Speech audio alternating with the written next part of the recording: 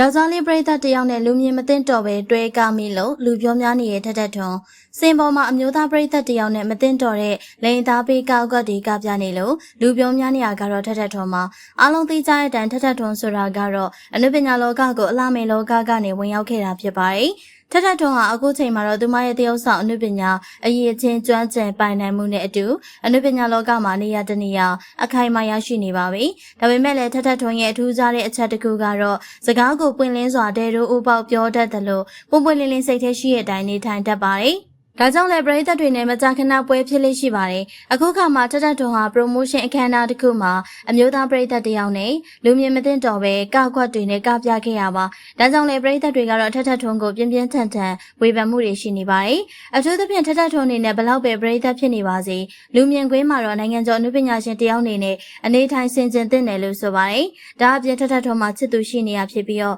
ထက်ထက်ထွန်းရဲ့ချစ်သူကလည်းဒီလိုမြင်ကွင်းမျိုးနဲ့စိတ်ကောင်းမယ်မထင်ပါဘူး။ဒါကြောင့်ဝေဖန်ခံနေရတာပါဒီဗီဒီယိုကိုကြည့်ရှုနေကြတဲ့ပရိသတ်တွေကရောမသိလျော်တဲ့အကတွေကပြခဲ့တဲ့ထက်ထက်ထွန်းပေါ်မှာမိမိတို့ရဲ့အမြင်လေးတွေကိုမှတ်ချက်ပေးသွားခဲ့ပါအောင်ရှင်အဆုံးထိကြည့်ရှုပေးရတဲ့အတွက်အားလုံးကိုကျေးဇူးတင်ပါတယ်ရှင်